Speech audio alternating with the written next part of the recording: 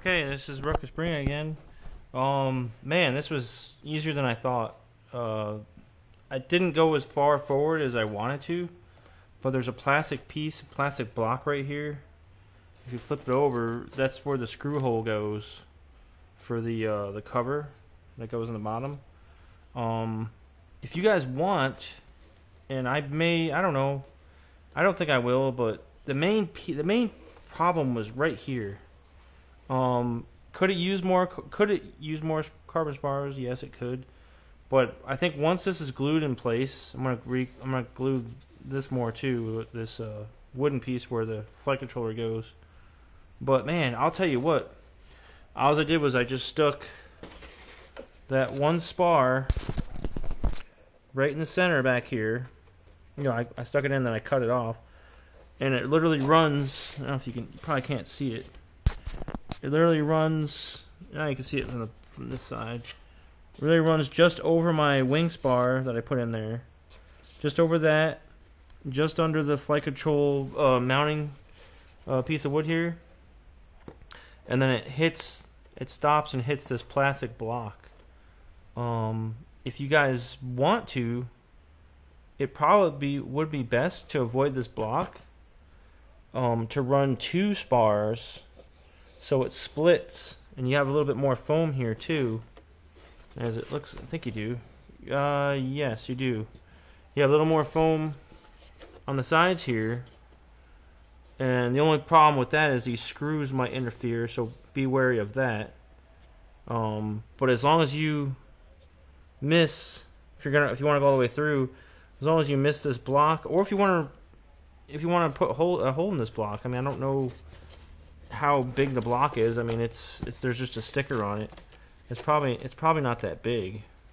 You can drill a hole through it. Maybe use a smaller spar inside this spar. I was thinking about doing that too. Like just take a smaller rod and run it, because these are hollow. You can run a spar from all the way to the tip, all the way through, and that would help a lot. But I'm going to actually run this like this because I've flown it like this. And I lost count after 12 flights. I was flying the crap out of it. And I have crashed it more than the 2 times. I crashed it, the first time was in the garage. I hit the stabilize button, and I had 100% rates on. I was in my garage, and I flipped it over, and it actually landed perfectly like this. Didn't seem to damage anything. It may have, but I didn't notice anything. And then I crashed again in my living room when I accidentally flipped my switch to airplane mode, and that's not a good idea in your living room. It was just an accident. As soon as I heard the motors rev up, I just chopped throttle, and then it dropped, and it actually creased one of the wings. And I think that was the start of it breaking. I can't remember which side. I think it was the left side. It started creasing that. It creased that side a little bit, so I kind of bent it back. But me not knowing any better, I didn't realize there was no spars in here. And, you know, like I said, you get crinkling with spars, no big deal. It's just the foam conforming, and you know, the spar might flex a tiny bit, but it's not going to have structural cracks. And then let me see, did I crash it? Oh, and then I crashed it again. So that's what, 1, 2 crashes inside. I crashed it again when I did some stunts. And the only thing that appeared to be damaged was one of my linkages, or the linkage horn for the actual servo that goes in here. So that was like $1 part. I fixed that. It was flying great. And then the next crash, like I said, I mentioned earlier on the other video, I was hovering in airplane mode, which this thing will do. It's like a 3D aircraft. It's amazing how much power this thing has.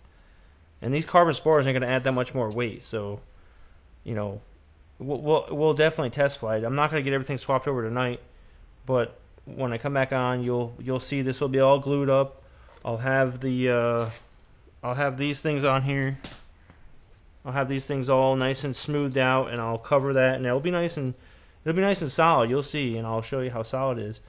And then, of course, I'm going to do a full flight control swap over. All these wires, everything's going to be over. The servos are going to be dropped in, glued in.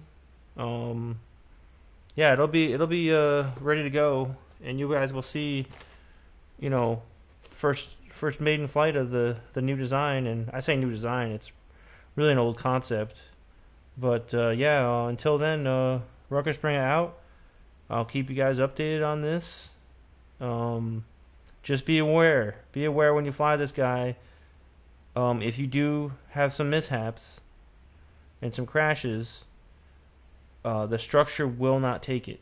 And even though it appears like it will take it, if you get any crinkling in these decals, that's a sure sign that something's not right. Especially extra flex that wasn't there before. Pylons start to loosen up. It's a bad day. And this plane cannot fail in any way, shape, or form. If it does, if one of the engines goes out, your flight control, comes loose.